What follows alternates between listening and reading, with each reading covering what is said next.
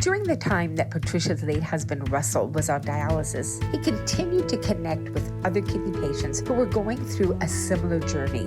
But like Russell, they found that they had limited access to resources to guide them. Russell decided to do something about that, and together with a small group of kidney patients, he became one of the founders of a support organization in BC called the Kidney Foundation.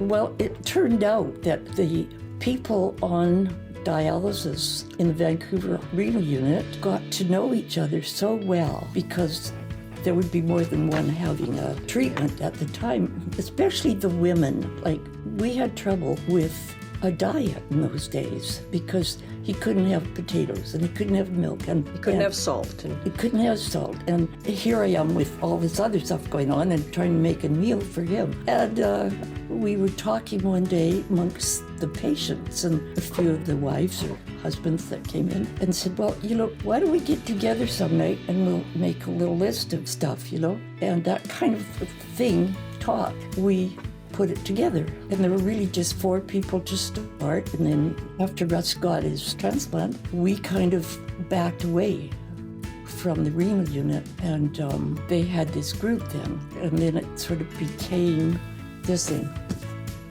So this is the front says the Kidney Foundation. I don't know if you can see it there. And then inside, so this is a little typed hand, like my mom typed this. And it's, oh my goodness. This is the founding document, actual original, of the Kidney Foundation. And it says the aims and function of the foundation are in this pamphlet to assist you as a new member to our group. And they had 7 directors.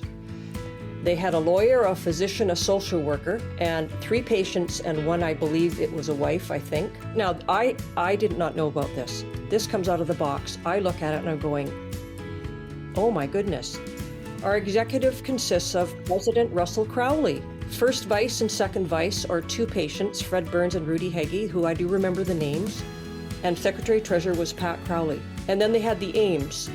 I mean, this is very professionally done. It was like a foundation document. It's 1967. It's been sitting in this box for like 60 years.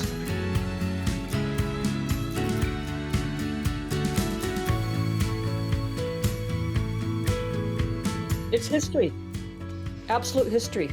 It was something that Russ wanted to do because he was great at helping some of the other patients.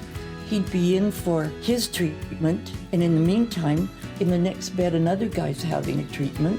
He wanted to help. He was that kind of guy. Possibly without this group, the foundation wouldn't exist. Certainly wouldn't be what it is today. Yeah, it was